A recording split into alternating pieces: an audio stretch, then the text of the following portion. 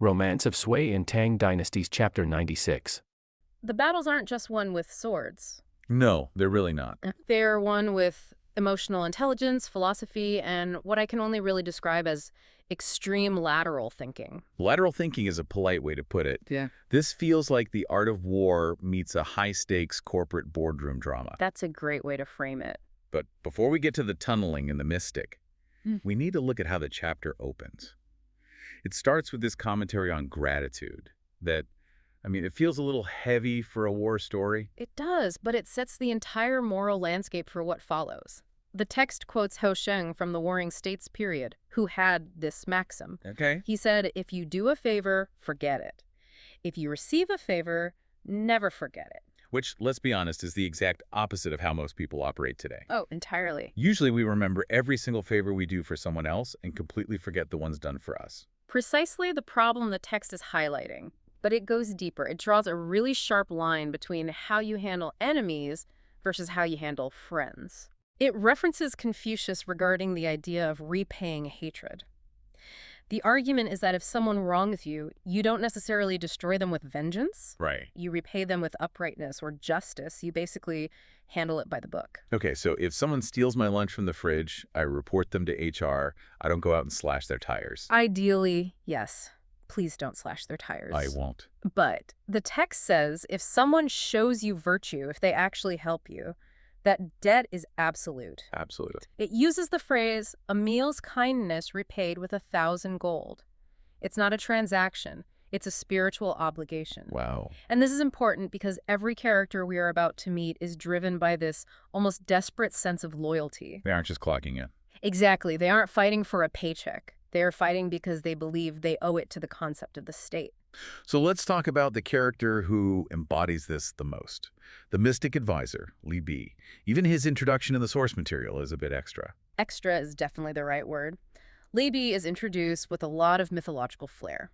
The text says he was born with immortal bones. Immortal bones. Does that mean he was physically different, or is that just a metaphor for, he looks smart? In the context of Chinese folklore, it implies a destiny for Taoist transcendence. Oh, okay. He's not fully tethered to the mundane world.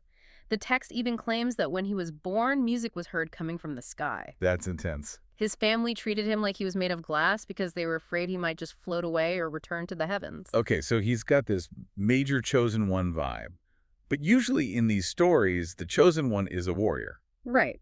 Li Bi is a nerd, effectively. He is a massive prodigy. The source gives us this great backstory to establish his intellect. It involves his cousin, Yuan Shu. Okay. Now, Yuan Shu was 10 years old and was already impressing the emperor with his ability to debate. At 10. At 10. But when the emperor praised him, Yuan Shu basically said, you think I'm smart. You should see my 7-year-old cousin, Li Bi. Just throwing the cousin right into the deep end. Yeah. So the emperor actually calls in a 7-year-old for an interview. He does, and he doesn't ask him to do math or recite poetry. What does he do? He tests his philosophical understanding of the world using a game of Go, or Weiqi. Right. The statesman Zhang Yu is there, and he decides to give the kid a riddle. He points to the Go board and asks Li Bi to improvise a poem based on 4 concepts: square, round, moving, and static. Square, round, moving, static. To me, those just sound like shapes. Sure. What is the correct answer here? Something like, the board is square, the pieces are round. Yeah, if he said that, he would have just been a perceptive kid. But Zhang Yu warns him, don't just describe their items, make it mean something. He wants an allegory. Exactly. And Li, 7 years old, replies instantly. Instantly. Instantly. He says, square like righteousness, round like wisdom, moving like displaying talent, static like satisfaction. Whoa, okay, hold on. We need to parse that out. Square like righteousness. I guess that means having hard edges. Rules. Think of square as your moral framework. It's rigid, it's structural, it doesn't cut corners. Right. If you are all square, you are honest, but maybe a bit difficult to deal with. And round like wisdom. Round represents adaptability, rolling with the punches, navigating complex situations without breaking. Okay, yeah, makes sense. If you are only square, you snap under pressure. If you are only round, you have no core values. Li Bi is saying a great person needs to be both. And then moving, like displaying talent. When you act, do it with skill. And static, like satisfaction. That's the hardest one. It means knowing when not to move, being content with the outcome. Wow. It establishes right away that Li Bi understands the architecture of how to be a leader. Which perfectly explains why, years later, when the empire is literally on fire, Emperor Suzong calls him back. Yes. But this is where the dynamic gets super weird. Li Bi shows up, he essentially runs the entire strategy, he even sleeps in the emperor's bedroom for safety, but he outright refuses to take a job title. Why? He insists on remaining a commoner. He wears plain white clothes instead of official robes. Right, the white clothes. It's a power play, but a reverse one. By refusing to be part of the official hierarchy, he completely separates himself from the messy court politics. He's telling the emperor, I am here as a friend, not a servant. But that really freaks people out, right? Oh. The text mentions this purple robe incident. It looks terrible for optics. You have the emperor in his yellow imperial robes riding a horse, and right next to him, whispering in his ear, is this guy in plain white civilian clothes. Everyone's wondering who the guy in white is. Exactly. The soldiers start whispering, who is the civilian running the war? It undermines the emperor's authority. So the emperor begs him to put on a uniform. Basically. Emperor Suzong says, look, I know you don't want a title, but please just wear the purple robe of a high official so the troops stop gossiping. Just for the PR. Just for the PR. Lin Bei agrees to the outfit, but he accepts the title of secretary only on the strict condition that as soon as the rebellion is crushed, he gets to quit and go back to the mountains. Which is key, because that lack of ambition is the only reason the emperor listens to him during the next part. The succession crisis. Yes. Yeah. This is the part of it that felt very Game of Thrones to me. It is easily the defining political moment of the chapter. Emperor Suzong has 2 sons involved here. Prince Guangping is the eldest. He's the heir apparent. Okay. But the younger brother, Prince Jianing, is the star. He's charismatic, talented, and really good at war. The emperor wants to make the younger brother the grand marshal of the armies. Which makes sense logically, right? Yeah. If your country is falling apart, you put your best general in charge. Why does Li Bi stop this? Li Bi stops it because he's looking at the square and round of the family dynamic. He realizes that if Jianing takes command and saves the empire, he creates a paradox. A paradox. It's a concept called unrewardable merit. Unrewardable merit. Break that down for us. Imagine you have an employee who saves your company from bankruptcy single-handedly. You give him a huge bonus. Right, you give them a promotion. But what if they do it again? And again? Eventually, they become bigger than the CEO. There is no promotion left to give them except the top job itself. And in an empire, the top job is the emperor. Exactly. Li Bi references history, specifically the Wu Taibo precedent and the rise of Emperor Taizong. Right. He warns Suzong, if Jianing wins this war, he will have achieved merit that you cannot reward. He will be too powerful to be a subject. That's dangerous. Highly dangerous. If you try to keep him as a prince, he will be insecure. If he tries to stay loyal, his followers will push him to take the throne anyway. So Li Bi is saying, if you let the younger brother be the hero, you are absolutely guaranteeing a civil war between your sons later. Yes. He is essentially saying, you have to sideline your most talented son to save his life. That is brutal. But the emperor actually listens. He does. He appoints the elder brother, Prince Guangping, as Grand Marshal. But here's the part that really shocked me in the text. What's that? When Prince Jianing, the younger brother who just got snubbed, finds out, he doesn't throw a fit. He doesn't start plotting a coup. No. He goes to Li Bi and thanks him. You're kidding. He says, weeping, what you said protects my family. It turns out Jianing actually values his brother and the stability of the state more than his own glory. Wow. That brings us right back to that gratitude theme from the beginning. Yeah. He's grateful that Li Bi saved him from becoming a usurper. Exactly. So Li Bi handles the politics, but we still have a literal war to fight.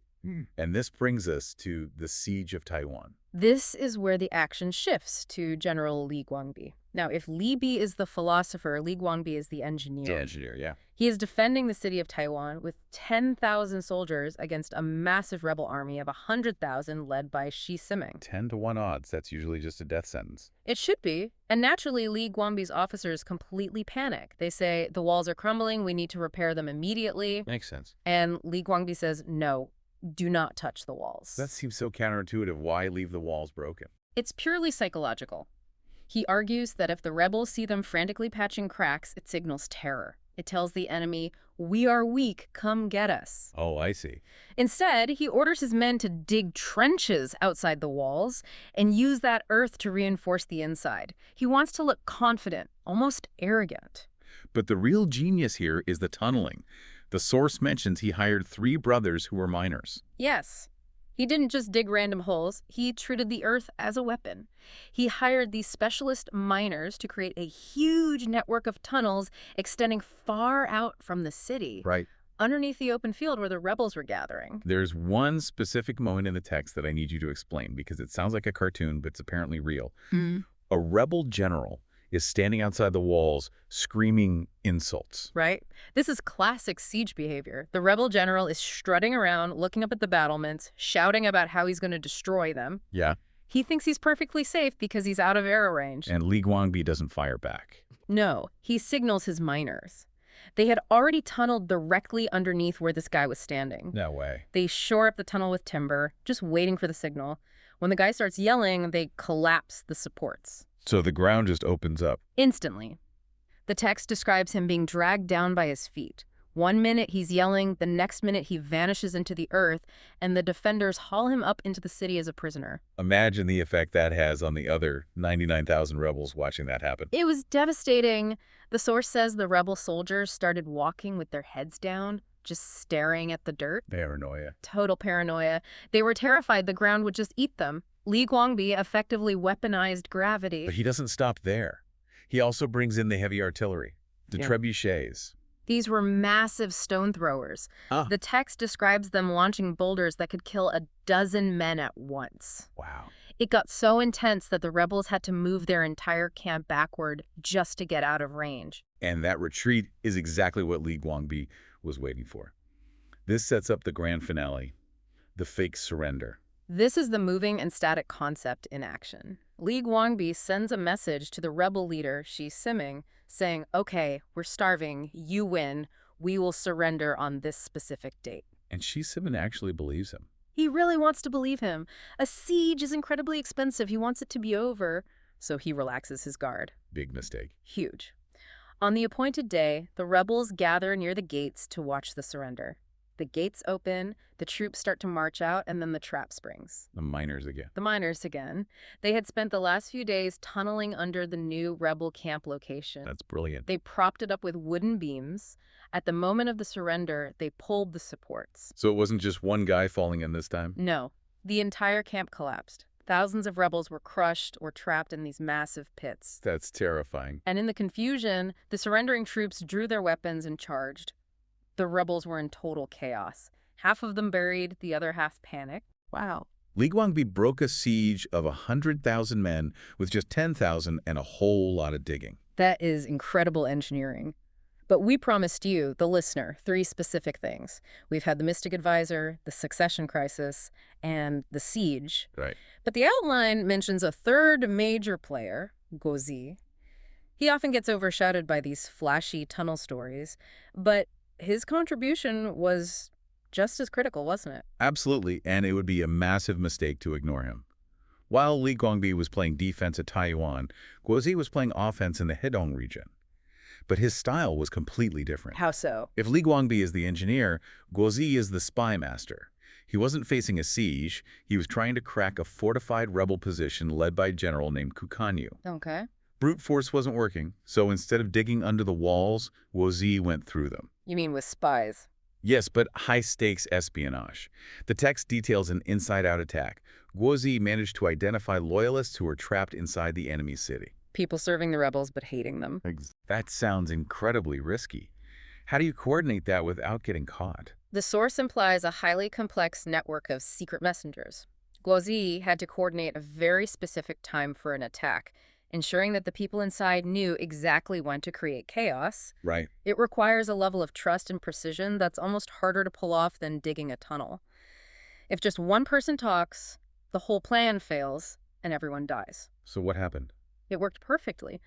At the signal, Guo Zi attacked from the outside, and simultaneously his agents threw the city into confusion from the inside. Opening gates and starting fires. Exactly, disrupting the chain of command. The rebel general didn't know who to fight, he was defeated, and that victory secured the entire region, paving the way to retake the capitals. The scene shifts abruptly. If I just say the name Li Bai to you, what is the very first image that pops into your head?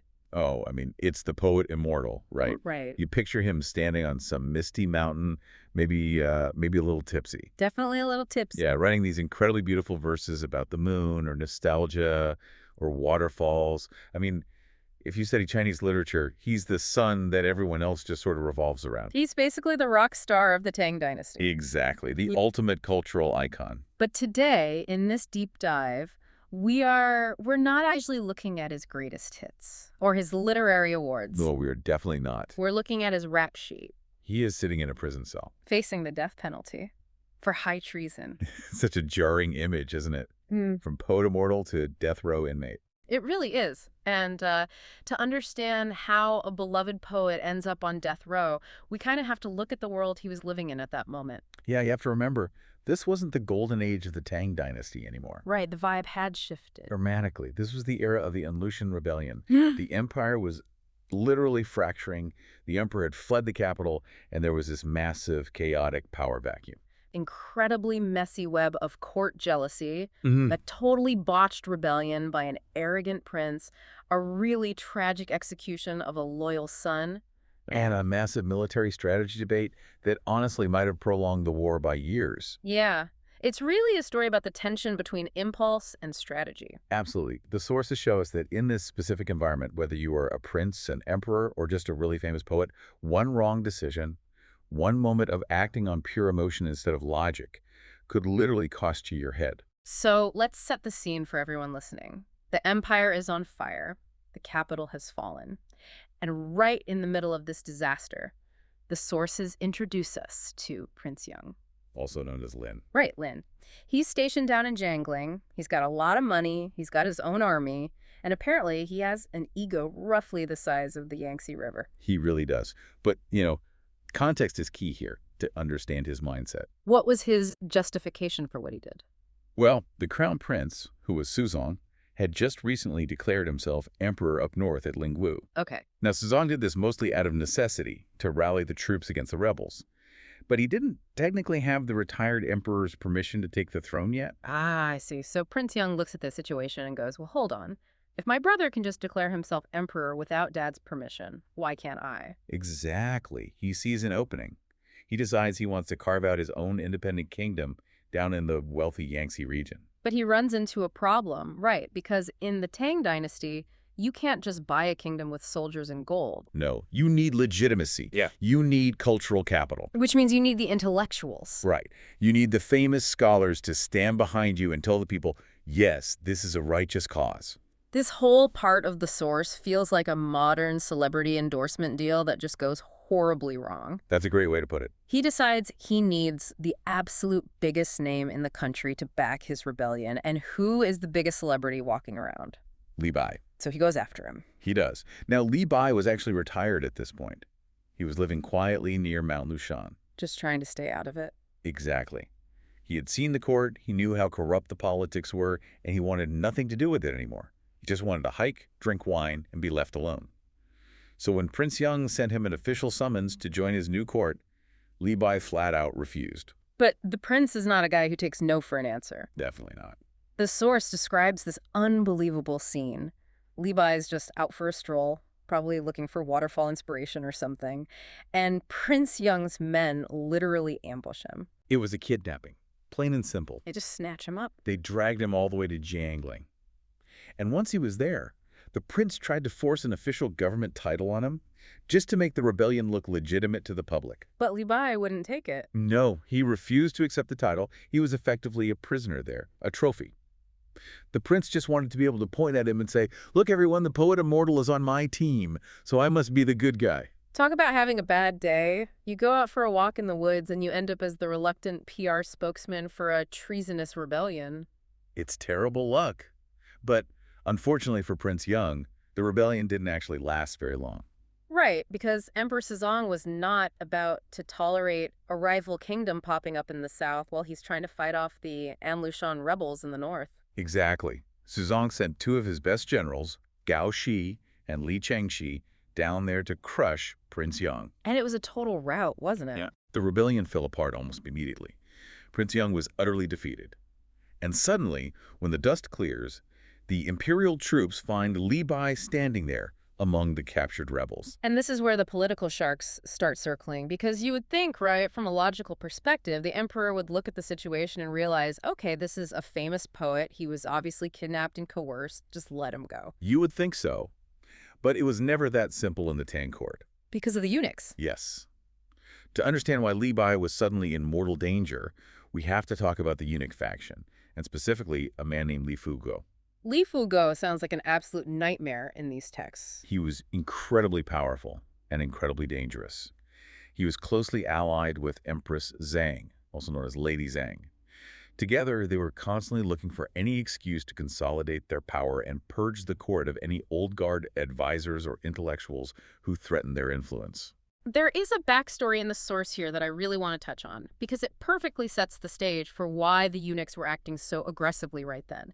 It involves another eunuch named Bian Lingcheng. Right, Bian Lingcheng. He had actually surrendered to the rebels earlier in the war, right? He gave them the keys to the palace gates. He did, and then later, when the winds shifted, he came back to Emperor Suzong and just assumed he could slide right back into his old powerful job like nothing happened. But the emperor's top strategist, a guy named Li Mi, was not having it. No. And keep the name Li Mi in mind, because he is really the hero of the strategic side of this whole deep dive. Right. So Li Mi argues to the emperor that Bian Lingcheng betraying the royal trust and handing over the keys was absolutely unforgivable. And Suzong agrees. He has Bian Lingcheng executed. Which must have sent a shockwave through the rest of the eunuchs. It terrified them. They felt like they were actively under attack by the intellectuals. So when Li Fuguo saw that Li Bai, who is the ultimate famous intellectual, was suddenly implicated in this southern rebellion, he saw the perfect target. A way to strike back. Exactly. And it was personal for Fuguo, too. How so? Well, the source mentions that years earlier, when Li Bai was serving at court, he was famously arrogant. Shocker. Right. He drank, he wrote his poetry, and he completely ignored the eunuchs. He refused to play their political games or flatter them. And Li Fuguo held a serious grudge over that disrespect. So Fuguo goes to the emperor and accuses Li Bai of being the secret mastermind behind Prince Yang's entire rebellion. He paints him as this dangerous traitor who needs to be executed immediately. It really feels like Li Bai is completely done for here. He's got the most powerful man in the palace actively gunning for him. The emperor is clearly in a purging mood. It looks hopeless. Yeah. But then we get what I think is one of the most dramatic moments in the entire text. General Guozi steps in. Oh, I loved this part. Guozi is the top military guy, the general who is actively saving the dynasty on the battlefield. Yes, he has immense influence. He hears that Li Bai is in trouble, and he remembers that way back in the day, Li Bai had actually saved his life. Now, the text we're looking at doesn't give us the specific details of that past rescue, but it makes it clear that the debt Guozi felt was incredibly real. He writes a petition to the emperor that is just breathtakingly bold. He offers to trade in his own rank, his own titles, just to spare Li Bai. And he goes even further than that. He tells the emperor he will guarantee Li Bai's innocence with 100 mouths. 100 mouths. When I read that, it gave me chills. It's a heavy phrase. It means his entire extended clan. He's literally betting the lives of his wife, his children, his grandchildren, everyone on Li Bai's innocence. He is saying to Suzong, if I am wrong about this poet, you can execute my entire family. That is insane loyalty. Can you imagine putting your whole family on the chopping block for a guy who got drunk and kidnapped? It's wild, but it worked. Mostly worked. Right, it was a compromise. Emperor Suzong couldn't exactly execute a man that his absolute best general was willing to die for. Not while he still needed that general to win the war. Exactly. So Li Bai wasn't executed. Instead, he was exiled to Yilang, which was a very remote, harsh region. It was a very close call.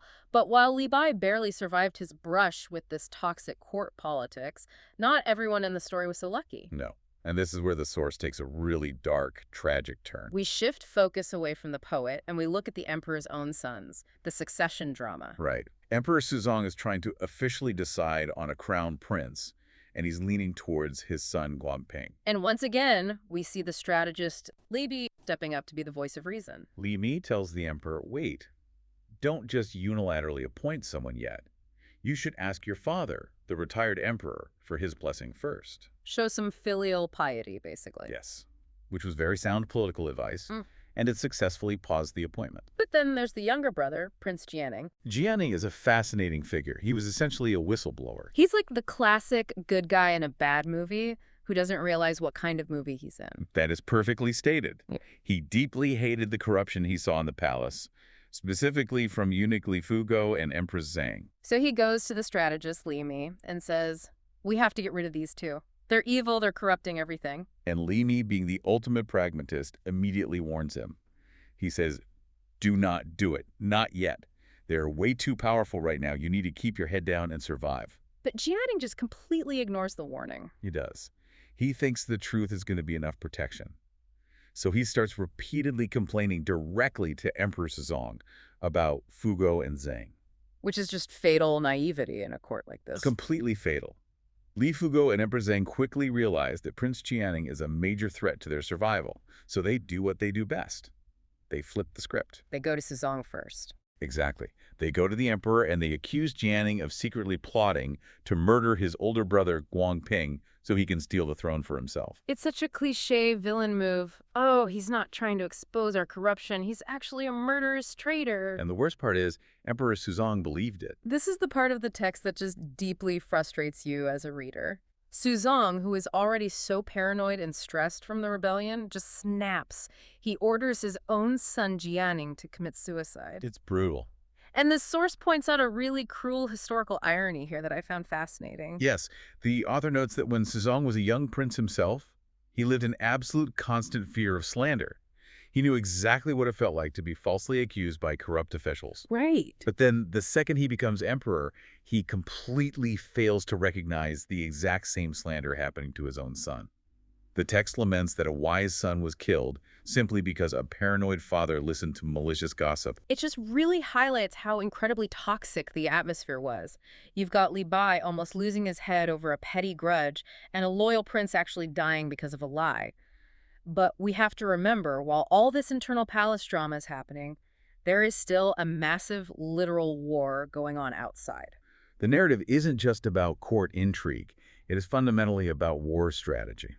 So the emperor is currently stationed at Fengxiang, and he's preparing to launch a massive campaign to retake the two capitals, Cheng and Luoyang, from the rebels. And the Tang army isn't going to do it alone. They decide to bring in mercenaries. The Uyghur cavalry. Yes, led by Prince Yehu. Yeah. Now, as impartial observers looking at the source material, we just have to report what the text says about the deal Suzong struck with these mercenaries. And the deal is chilling. It really shows the absolute desperation of the Tang court. The source lays it out very clearly. Upon victory, the physical land and the citizens will revert to the Tang Empire. But the spoils of war. The gold, the fabric, the wealth, and the women. The text states those were promised to the Uyghurs. It is just a brutal, cold calculation, essentially selling out the safety and property of your own citizens just to win the war. It's grim. But even with these powerful mercenaries ready to fight, there was a massive disagreement at the highest levels on exactly how to deploy them. Which brings us to the great debate between Li and Emperor Sezong. This is a truly pivotal moment in military history. So Li Bi proposes a comprehensive strategy based on geography, weather, and psychology. And his main point is, do not attack the capitals yet. Right. Which to a layperson sounds totally counterintuitive. I mean, the capitals are the ultimate prize, right? Why on earth would you ignore them? Well, Li wanted to march north and attack Fanyang first. Fanyang was the rebels' nest. It was their main base of operations. Oh. His logic was brilliant. He pointed out that, yes, the rebel vanguard is currently occupying the capitals down south, but their supply lines, their accumulated wealth, their families, and most importantly, their path of retreat. All of that is back in Fanyang. And he also brings up the troops themselves, right? Yes. He mentions that they should use the Northern Imperial troops, who are acclimated to the bitter cold and hate the heat, to march on Fanyang right now, while the rebels are completely overextended in the south. So you crush the nest. Exactly. So Li Bi is saying that if you take the nest, the rebels in the capital suddenly have nowhere to retreat to. Their morale will collapse. You end the war decisively right there. But if you take the capitals first... If you take the capitals first, he warned, the rebels will simply retreat back to Fanyang. They'll rest, they'll regroup, and they will attack again when they're ready. He explicitly predicted it would lead to an endless, exhausting tug of war. It makes total sense when you lay it out like that. You cut off the head of the snake. It was the strategically sound move. So why on earth did Emperor Sezong reject it? Emotion. Pure, unadulterated emotion. Huh. So Zhang looked at Li and basically said, I can't wait. He wanted the Western capital, Chang'an, immediately. But why the rush? Was there any strategic value to taking it right that second? None. It was entirely filial. Suzong wanted Chang'an back so he could formally welcome his father, the retired emperor, back to the palace. Wow. He desperately wanted that symbolic, emotional victory. He wanted to visually demonstrate to the world that he's a good, filial son and therefore the legitimate, undisputed ruler of the Tang dynasty. He essentially chose a royal photo op over actually winning the war. In many ways, yes. Yeah. He prioritized the immediate emotional win over the tactical long-term victory. He flatly ignored Li's advice to strike at the root of the rebellion. So they marched west instead. They marched west. They took the capital. But history, and this text, tells us that Li was 100% right. Because the route wasn't severed. Exactly. The rebellion dragged on for years and years precisely because the rebels were allowed to retreat to their base, regroup, and come right back at the Tang armies. You know, it really is a recurring theme. People constantly making massive decisions based on pride or fear or impatience rather than logic. It's everywhere in this text. Prince Yang rebelled because he felt jealous and left out. Li Fugo tried to execute a national treasure out of pure spite. Suzong killed his own loyal son out of paranoid fear and then rushed a military campaign out of impatience. And in every single case, the people who were actually thinking clearly, strategists like Li or principal leaders like Guo Zi, they just had to constantly scramble to clean up the mess. It creates this incredible tension in the narrative. But the people in charge just refuse to take it because they demand satisfaction right now. Yeah. Okay, let's shift scenes. Imagine you're standing on the walls of a city. Right. This is Chang'an. The capital is occupied by rebels. The emperor has fled into the mountains. I mean, the dynasty is... It is the moment the empire tries to claw its way back from the brink. the moment the empire strikes back. And folks, the sources are just wild. We really are. It feels like we are reading two entirely different genres at once. Yeah. On one side, out on the battlefield, it is visceral, bloody, ancient warfare. I mean, we have larger-than-life heroes and people literally ripping their own faces off, which we will get to. We definitely will. And on the other side, inside the imperial tent, it's this high-stakes psychological thriller. Yeah. You have a father, a son, and a brilliant strategist playing a game of 4D chess where one wrong move doesn't just mean you lose the game. You lose your head. Exactly. You lose your life. How the Tang forces actually managed to retake the two capitals, Chang'an and Luoyang. But more than that, we need to look at the fascinating political maneuvering that happened the second the dust settled. Because winning the war is one thing. Surviving the victory, that's something else entirely. Right, so let's start with the steel. We are at the battle for Chang'an. The setup is classic ancient warfare. You've got the Tang forces lined up east of the Lia River. And they're commanded by Prince Guangping.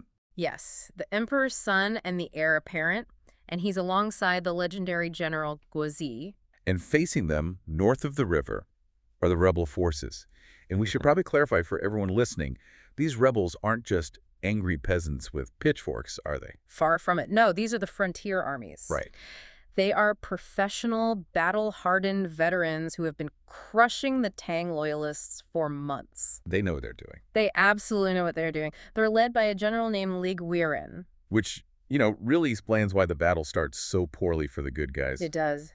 The source describes the Tang forces engaging, and almost immediately the line begins to buckle. The rebels are just pushing them back. The formation is breaking. And in ancient warfare, once a retreat starts... It turns into a rout. Exactly. Panic is contagious. Once the soldiers see their neighbors running, they run. You need a circuit breaker. A circuit breaker, yeah. You need something so visually shocking that it snaps the soldiers out of their fear and makes them want to fight again. And boy, do we get a circuit breaker. Enter General Li Sai. Oh, this is such an incredible moment. This part reads like an action movie script. The source says, seeing his lines crumble, Li Sai doesn't just yell orders. He strips. He removes his upper arm. He goes bare-chested. Bare-chested. In the middle of a battle with arrows flying everywhere, Yeah. he grabs a massive long-handled blade, a halberd, and he just charges into the enemy line. Alone. It sounds completely reckless, suicidal even, But it's calculated psychology. How so? Well, Tang armor, usually this heavy lamellar steel, was highly protective. By taking it off, he is signaling to his men, I am not planning to survive this unless we win. Wow. He is showing them he has absolutely no fear of death. And the source notes, he killed dozens of men in this frenzy, just a whirlwind of violence. And it works. The troops see this crazy general fighting half naked and winning, and they rally. And this leads to one of the most intimidating visual descriptions in the text, the Wall of Swords. Yes, the infantry advances like a wall, shoulder to shoulder. And they are wielding these very specific long knives. Likely the famous Tang Modo. Right, the Modo. These are two-handed double-edged sabers with long handles. They were designed specifically to chop the legs off enemy horses. So brutal. So when the text says they moved like a wall, I want you to imagine a rolling meat grinder designed to counter the rebel cavalry. The rebels just couldn't stand against that kind of disciplined brutality. But speaking of brutality, okay, I bring up this one specific detail from the source. It's about a cavalry commander named Wang Nandi. Ah, yes. I warned everyone about this earlier, but it's a lot. It is definitely not for the faint of heart, but go ahead. Okay, so Wang Nandi is in the thick of the fighting, leading a charge, and he gets shot in the face. Right. An arrow hits him right in the eyebrow. A debilitating wound. You would think. Yeah. But the source is the skin of his forehead collapses and hangs down, literally covering his eye. He can't see. He's blinded by his own loose skin. So does he retreat? No. He rips the arrow out. Then, and I cannot believe this is in the historical record, he grabs the hanging skin. And tears it off. He rips off his own eyelid skin so he can see again and keeps fighting with blood pouring down his face. It is grotesque, certainly, but it highlights the sheer adrenaline and desperation of this battle. Yeah. These men were not fighting for a paycheck. They were fighting for the survival of their civilization. Yeah. They knew that if they lost here, the Tang dynasty was finished. So you have the bare-chested general and the guy ripping his own face off. Yeah. The morale is back. But bravery only gets you so far. Right. You need strategy. And this is where General Guozi comes in. The brain behind the brawn.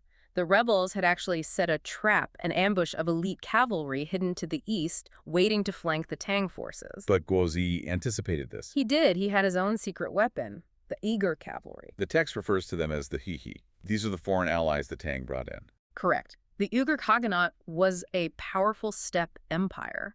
The Tang invited them in as mercenaries, and when the rebel ambush sprung, the Uyghur cavalry, led by a commander named Pugu Huayin, hit them from behind. So they outflanked the flankers. Exactly. It sounds like it was absolute chaos for the rebels. It was a massacre. The source says they cut off 60,000 heads. 60,000. I mean, that number is just staggering. Even allowing for historical exaggeration, it indicates a total annihilation of the rebel army. Yeah. The rebel generals flee, and just like that, Chang is retaken. The capital is back. The people are cheering, the streets are lined with the old and young.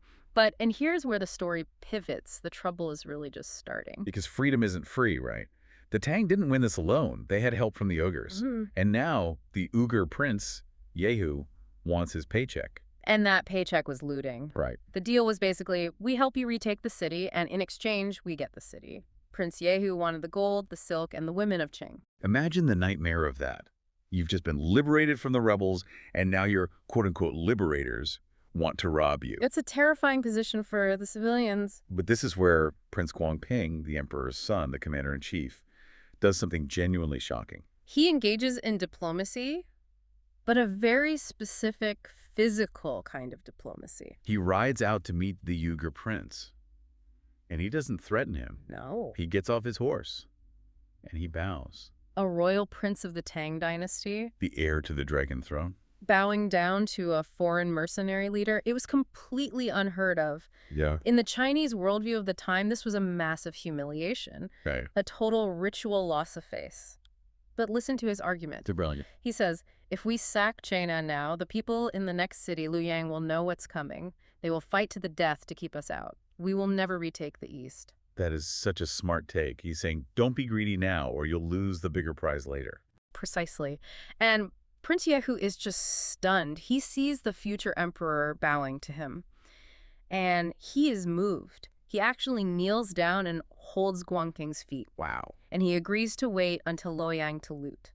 So Guangping swallows his pride to save the city. The source actually says the people were weeping when they saw this act. It's a masterclass in leadership, really. It connects back to the bigger picture of what makes a ruler. Li Sai had physical courage, the courage to bleed. Guangping had moral courage, the courage to be humiliated for the greater good. I love that. So Jian is saved. The Tang are back in business. Yes. But now we have to shift gears. Yes. We are leaving the battlefield and going into the Emperor's tent. The focus shifts to Li Bi. The brilliant strategist, Li Bi is essentially the glue holding this fragile recovery together. He's a fascinating guy. A Taoist mystic, a strategist, and a very close friend of the Emperor. And right now, their immediate problem is the succession, or rather, a very awkward family reunion. Right. Emperor Suzong is on the throne, but his father, the retired emperor, is still hiding out in Sichuan where he fled. Yeah. Suzong wants his dad to come back to legitimize the victory, so he sends him a letter. And this is where the communication breakdown happens. Suzong tries to be humble. He writes, "Please come back. I will retire to the East Palace and just be your son again. You can have the throne." Which sounds nice, right? Here, Dad, take your job back. But Li Bi reads this, and he just freaks out. He is absolutely horrified. He tells Suzong, "If you send this, your father will never come back." Why not? Because of the psychology of power. The father has lost his empire. He's paranoid. Right. If the current emperor says, "I'll step down," the father won't believe it. He'll think it's a trap to lure him back and imprison him, or he'll feel forced into a corner. A ruler who has tasted power knows that nobody gives it up voluntarily. Exactly. So Li Bi rewrites the narrative. Completely. He tells Suzong to write a totally new letter, no talk of politics, no talk of resigning, just, "I miss you. I want to fulfill my duties as a son. Please come home so I can take care of you." Just make it personal. Yes, keep it entirely about family. And it works. The source says the retired emperor was actually terrified by the first message he was planning to stay in Sichuan forever. But that second message made him feel safe enough to return. It just shows Li Bi's absolute genius. Yeah. He understands that at that level of power, everyone is terrified of everyone else. He managed the fragile ego of the father and the insecurity of the son. Speaking of insecurity, this leads us to what might be the most intimate scene in the text. Emperor Suzong is so happy that Li Bi solved this problem that he invites Li Bi to sleep in his own bed. Which, in that era, sharing the emperor's bed was the ultimate sign of trust and intimacy. Right. It meant you were the emperor's absolute favorite. But Li Bi, he uses this incredible moment to quit. He asks her to resign. It seems totally counterintuitive. He's at the absolute peak of his influence. But Li Bi lists 5 reasons why he must leave. And if you unpack them, they're basically a survival guide for anyone in high politics. Let's run through a few of those because they are fascinating. He says, "I met you too early," meaning he knows too much of the emperor's obscure past. Right. He says, "I'm trusted too deeply, and my merit is too high." My merit is too high is really the key one there. He is saying, I am too powerful, and in a monarchy, a subject who is too powerful eventually becomes a threat. Wow. He knows the historical pattern, as the old saying goes. When the rabbits are caught, the hunting dogs are cooked. The hero of the war is usually the first victim of the peace. That is chilling. He's quitting to save his own life. He explicitly says it to the emperor. He says, "If you don't let me go, you will eventually kill me." And Suzong is just like, "No way. I would never hurt you. We are best friends." But Li pushes back, and this is where things get really dark. He brings up a very sore subject, Prince Jianing. Okay, this is the emotional core of the chapter. Prince Jianing was another of Suzong's sons. Suzong had him executed. Yes. Why did he execute his own son? Because of a rumor. The corrupt Empress Zhang hated Jianing. She whispered in the emperor's ear that Jianing was plotting to kill his older brother, Prince Guangping. And Suzong fell for the lie. He fell for the lie and killed his own son. And now Li Bi throws this in the emperor's face. That seems incredibly risky for a guy trying to survive. It is extremely risky, but Li Bi has to do it. He warns the emperor, "You already killed one son because of slander. Do not let people trick you into killing your heir, Prince Guangping." He defends Guangping, saying the prince actually cries for his dead brother and holds no grudge. Right. And to make the point really stick, he quotes a poem, the Yellow Melon poem. Yes. It's a famous verse from the time of Empress Wu Zetian. And she was a ruler notorious for killing her own children to keep power, right? Exactly. The poem goes, "Pick it once, the melon is good. Pick it again, the melons are scarce." Oof. That is heavy. It's a direct metaphor. The melons are the sons. Li Bi is looking the emperor in the eye and saying, "You've already picked one melon, you killed Jianing. If you kill Guangping, You will have no heirs left. The vine will be dead. That takes some serious guts to say to an emperor, especially one who has already executed family members. It does. But it worked. The source says Suzong wept. He finally realized his mistake. Yes. And because of this conversation, he promised to protect Prince Guangping from the slander of Empress Zong. So Li Bi didn't just save his own life by resigning. No, He basically saved the future of the dynasty. he absolutely did. So Li Bi packs his bags. He leaves the court to become a useless person, a hermit on Mount Hang. Right. But before he goes, there's one more battle to fight. Luoyang. The war wasn't quite over yet. The Tang forces move east to Luoyang. The tactics there are actually quite similar to Qing. They use a pincer movement with the Uyghurs at a place called Xindian. Yes. And again, they completely crushed the rebels. But there is a huge difference this time. At Jinan, Prince Guangping managed to stop the looting with diplomacy. But at Luoyang, not so much. No, the bill came due. The Uyghurs demanded their payment. Prince Guangping emptied the entire treasury, but it wasn't enough. He actually had to ask the civilians of Luoyang to donate thousands of bolts of silk to buy off the looting. So the city was saved from total destruction, but they had to pay a ransom for their own liberation. It was a deeply flawed peace. It was. And this brings us to the tragedy of the ending, really. The capitals are back in Tang hands. It feels like a massive victory. But as the source points out, a major strategic error was made. Yes. Back when they were planning the campaign, and Li Bi had advised the emperor to attack the rebel home base, Fanyang, first. Put off the route. Exactly, cut off the route. But Suzong ignored that advice. He wanted the prestige of taking the capitals back immediately. So they took the cities, but they left the enemy's base intact. Because they didn't cut off the route, the rebellion didn't end. Right. Even though the original rebel leader, An Lushan, was dead. His son was killed by another general, Shi Siming, and Shi Siming just continued the war. The chaos dragged on for years.